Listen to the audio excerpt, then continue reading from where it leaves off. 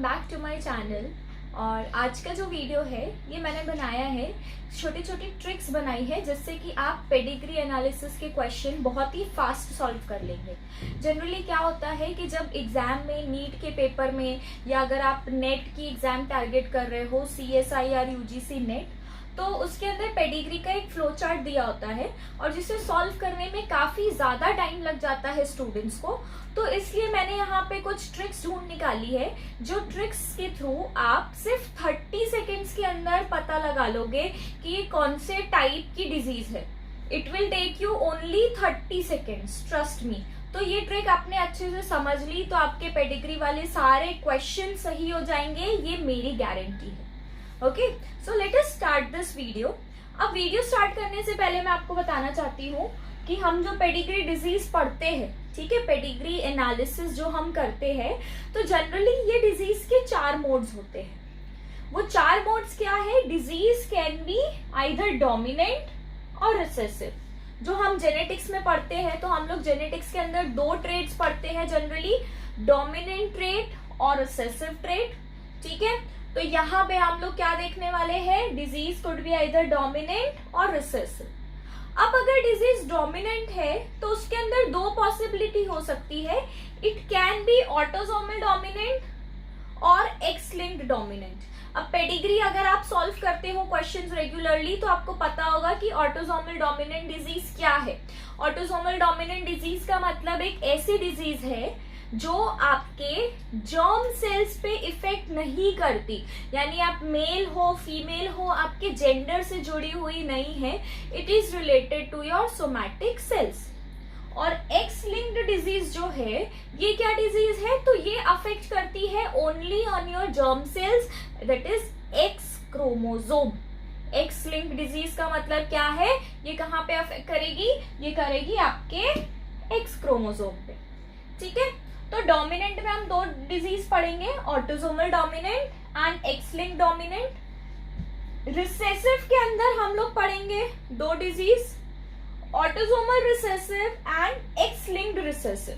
अब वही हुआ, ऑटोसोमल रिसेसिव का मतलब जो एक्सप्रेस नहीं हो पा रहा है, और एक्स लिंक्ड रिसेसिव जो एक्स क्रोमोसोम पे रिसेसिव डिजीज है वो, ठीक है। तो हम लोग शुरू करते हैं। मैं पहले आपको हर एक डिजीज के अंदर ये जो चारों टाइप्स है इसके अंदर आपको कौन सी ट्रिक्स देखनी है। अगर आपके सामने पेडिग्री का फ्लो चार्ट आता है तो आपको 2-3 कौन सी चीजें देखनी है जिससे आप तुरंत से आइडेंटिफाई कर लोगे कि which type of disease is this. तो वो हम आइडेंटिफाई करने के कुछ स्मार्ट क्लूज सीखेंगे अभी। So we will start with autosomal dominant first. चलिए, तो ऑटोसोमल डोमिनेंट को आइडेंटिफाई कैसे करेंगे आप एक फ्लो चार्ट में, वो मैं आपको बता रही हूँ। सबसे पहला और सबसे important point, it don't skip generations. Don't skip generations का मतलब ये है कि अगर मदर या फादर में से कोई भी अफेक्टेड है तो वो आपको नेक्स्ट जनरेशन में भी डॉटर या सन में से कोई ना कोई अफेक्टेड मिलेगा ही मिलेगा। अगर एक जनरेशन में है तो दूसरे में भी आएगा, दूसरे से तीसरे में भी आएगा। तो सबसे पहला पॉइंट आइडेंटिफाई करना कि ऑटोसोमल डोमिनेंट है या नहीं। एक्चुअली डोंट स्किप जनरेशंस एक ऐसा ट्रेट है जिससे आपको ये पता चलेगा डिजीज डोमिनेंट है या रिसेसिव है, ठीक है। इससे आपको ये पता चलेगा डिजीज इज आइदर डोमिनेंट और रिसेसिव। तो हमने देख लिया डोंट स्किप जनरेशंस, तो आपको ये पता चल गया कि डिजीज डोमिनेंट तो है। अब हमें ये देखना है कि ऑटोसोमल डोमिनेंट है या एक्स लिंक्ड डोमिनेंट है। सेकेंड पॉइंट है हमारा, both parents are affected but child can be unaffected. यानी कि दोनों पेरेंट्स को है बट इनका एक आध बच्चा ऐसा हो सकता है जो अनअफेक्टेड हो। पूरी जनरेशन की मैं बात नहीं कर रही हूँ, ठीक है। दोनों पेरेंट्स अफेक्टेड है बट ऐसा हो सकता है आइदर देयर सन और daughter is unaffected, one of them, ठीक है। Third point, in every generation at least 1 individual will be affected. जैसा कि मैंने आपको बोला कि जनरेशन स्किप नहीं करते हैं, तो हर जनरेशन में एटलीस्ट एक तो आपको ऑफस्प्रिंग अफेक्टेड मिलेगा ही मिलेगा। तो अगर ये 3 चीज आप देखोगे तो आपको पता चलेगा कि this is N autosomal dominant disease. ठीक है। एग्जाम्पल्स है हंटिंगटन्स डिजीज एंड एकॉन्ड्रोप्लेसिया, ठीक है। तो ये इसके एग्जाम्पल्स हैं। अब once I explain you all the clues, उसके बाद हम लोग प्रैक्टिकली कुछ पेडिग्री सॉल्व करके दिखेंगे और मैं आपको सिखाऊंगी कि कैसे पेडिग्री को देखते ही आप आइडेंटिफाई कर लोगे कि ये कौन सी डिजीज है। तो ये मैंने लिखा ऑटोसोमल डोमिनेंट का, आप चाहो तो इसे नोट कर लो, ये बहुत इंपॉर्टेंट है, लाइफ टाइम इसे अपने पास रखना क्योंकि इससे आप चुटकी में पेडिग्री सॉल्व कर सकते हो। Okay, so now second one I am going to explain is autosomal recessive। तो autosomal recessive का सबसे पहला कैरेक्टर है it skips generation, ठीक है, it skips generation। जो मैंने आपको बताया था कि अगर डोमिनेंट होगा तो वो कभी जनरेशन स्किप नहीं करेगा, बट अगर रिसेसिव है तो इट विल स्किप जनरेशन।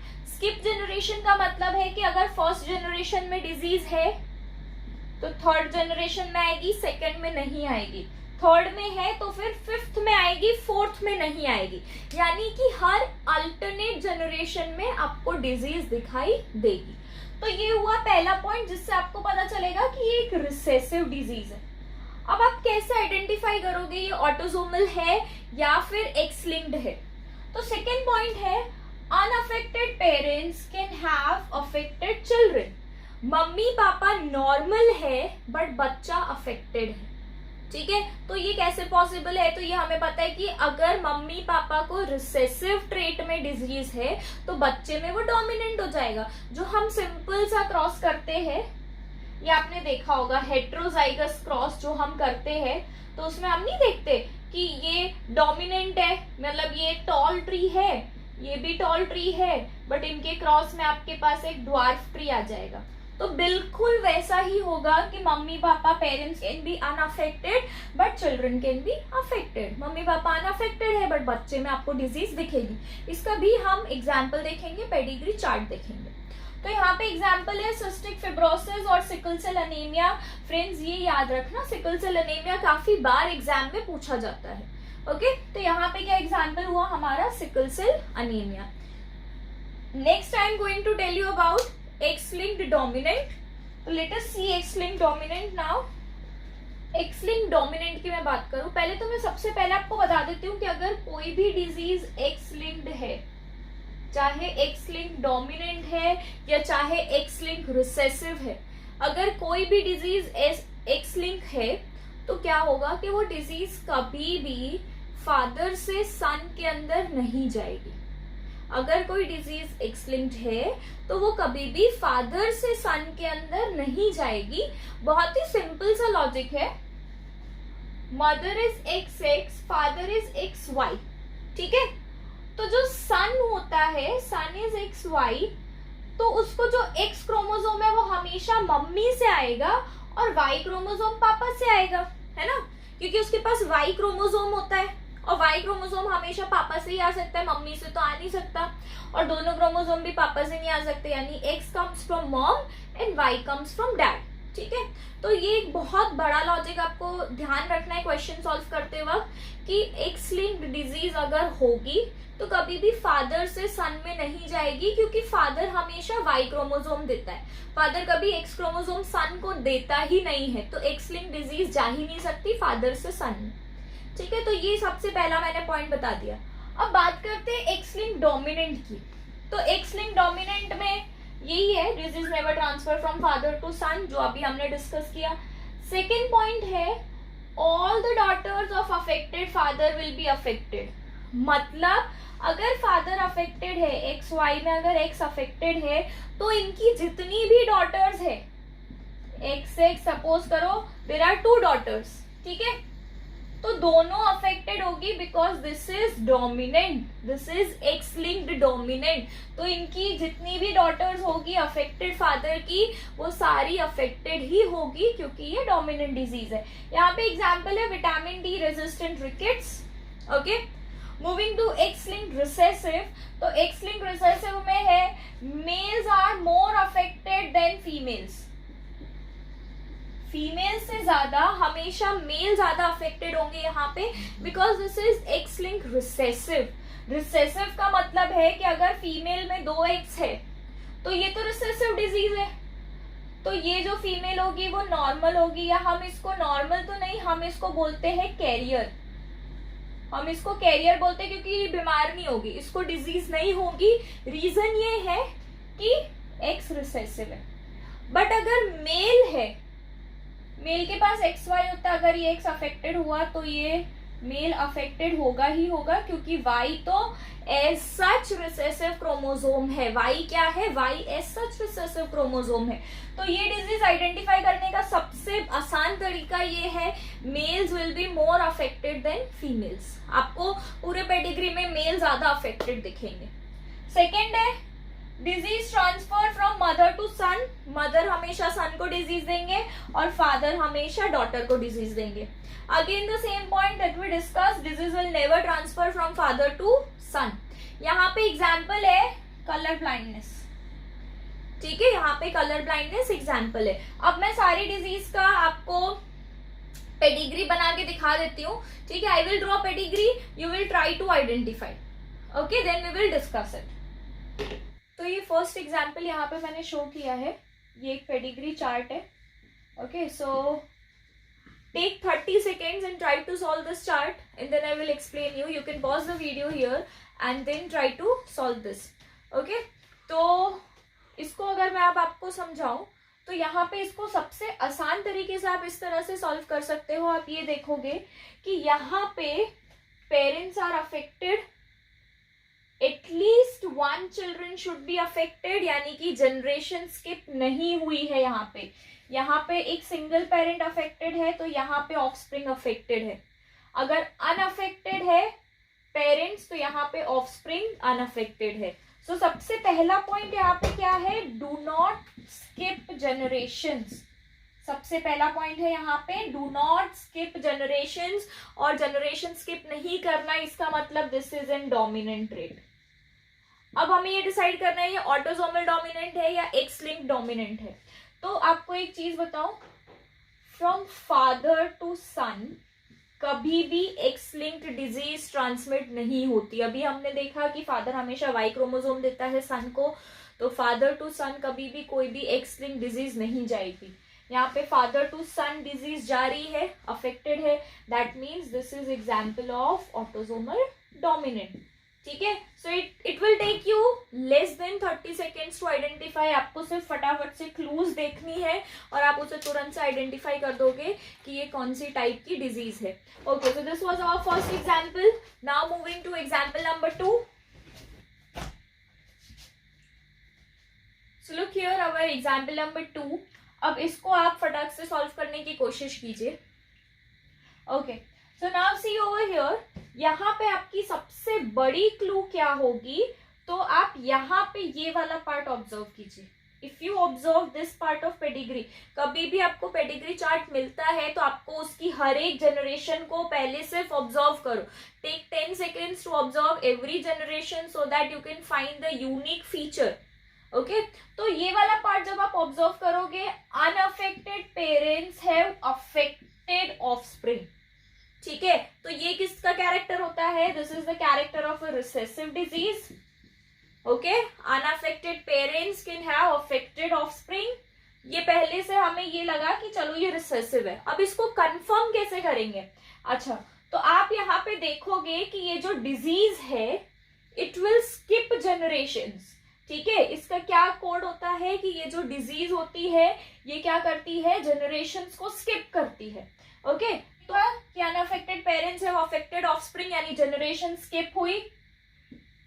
ये यहाँ पे डिजीज नहीं है और यहाँ पे डिजीज है, ठीक है। Unaffected parents, unaffected offspring, first character, generation skip हुई। अब मुझे ये पता करना है ये एक्स लिंक्ड है या ऑटोसोमल डिजीज है, ओके। तो यहाँ पे आप देखो, यहाँ पे फादर अफेक्टेड है but daughters are not affected. और एक्स लिंक का सबसे बड़ा कैरेक्टर क्या होता है, affected father will have all affected daughters, और यहाँ पे डॉटर्स अफेक्टेड नहीं है। दूसरा आप यहाँ पे देखोगे, एक और एग्जाम्पल हम लोग यहाँ पे देखेंगे। ये तो हमने एक देख लिया जिससे हमें पता चला this is not x linked. दूसरा ये होता है कि अगर डिजीज आपकी एक्स लिंक्ड होती तो इसमें आपको मेल फीमेल का एक इक्वल रेशियो नहीं दिखता, मेल ज्यादा अफेक्टेड दिखते। तो यहाँ पे पूरा आपको बैलेंस दिख रहा है मेल फीमेल में। तो इससे क्या पता चलेगा, this is autosomal recessive. Okay, तो सबसे पहले तो आपको यही चीज से समझ आ जाना चाहिए कि this disease is autosomal recessive. Recessive है, फिर ये देख के पता चल जाएगा कि ऑटोसोमल रिसेसिव है क्योंकि अफेक्टेड फादर है but daughters are not affected. Okay, now moving to our third example. Now look at our third example. तो थर्ड एग्जाम्पल में आप ये देखोगे कि जो फर्स्ट जनरेशन है उसमें affected father is having all 3 daughters affected. यहाँ पे 3 डॉटर्स है और तीनों डॉटर्स अफेक्टेड है यहाँ पे। ठीक है, तो ये सबसे पहला पॉइंट हमने देख लिया कि अफेक्टेड फादर की सारी डॉटर्स जो है वो अफेक्टेड है। इससे आपको समझ आ जाना चाहिए कि ये जो डिजीज है ये कैसी है, this is X linked disease. अब दूसरी चीज आप अगेन यहाँ पे ऑब्जर्व करो। तो यहाँ पे हमने ये ऑब्जर्व किया that over here affected father affected daughter, यहाँ पे एक ही डॉटर है और वो सिंगल डॉटर अफेक्टेड है, सन्स आर नॉर्मल। तो ये हमने यहाँ पे 2 चीजें ऑब्जर्व करी। Third what you see is कि यहाँ पे जनरेशन स्किप नहीं हो रही है। अगर पेरेंट्स अफेक्टेड है तो ऑफस्प्रिंग अफेक्टेड है, पेरेंट्स अफेक्टेड ऑफस्प्रिंग अफेक्टेड। ठीक है, यहाँ पे भी पेरेंट्स अफेक्टेड तो offspring are affected. That means this is X linked dominant disease. क्या मतलब हुआ इसका, this is X linked dominant. Okay, now moving to our last example. Now look at example number 4 and try to identify the type of disease. ओके, तो यहाँ पे आप सबसे पहली चीज ये नोटिस करिए, mother is affected, both the sons are affected, यानी डिजीज ट्रांसफर हो रही है from mother to both the sons. यहाँ पे फादर अनअफेक्टेड, डॉटर्स अनअफेक्टेड। तो ये पहली चीज हमें इससे क्या पता चला, this is an X linked disease. Mother affected, both the sons affected, father unaffected, both the daughters are unaffected. Okay, now you see unaffected parents but affected children. Parents are unaffected, children is affected. इसका मतलब it has skipped generation. Generation skip करने का मतलब क्या होता है, recessive disease. So this is an X-linked recessive disease. अगर आप और भी कोई चीज देखना चाहते हो तो यहाँ पे देखो, both the parents are affected but only sons are affected. Daughter is not affected, यानी कि mother has not given to daughter, मतलब रिसेसिव है ना। अगर ये एक्स एक्स, ठीक है, this is X Y, daughter को एक क्रोमोसोम फादर से आया, एक मदर से आया। अगर ये एक्स डोमिनेंट एक्स पे डिजीज होती तो यहाँ पे daughter would be affected, but disease is on recessive x, so this is recessive x linked disease. Okay guys, so that's it for today's video. Please show reactions. अगर आपको ये video पसंद आता है तो आप इसे लाइक कीजिए, अगर आपको पसंद नहीं आता है तो आप उसे डिसलाइक करके मुझे कमेंट सेक्शन में बताइए आपको कौन सी चीज नहीं पसंद आई। अगर आपको वीडियो बहुत ज्यादा पसंद आता है तो मेरे चैनल को सब्सक्राइब कीजिए। Thank you guys for watching, bye bye.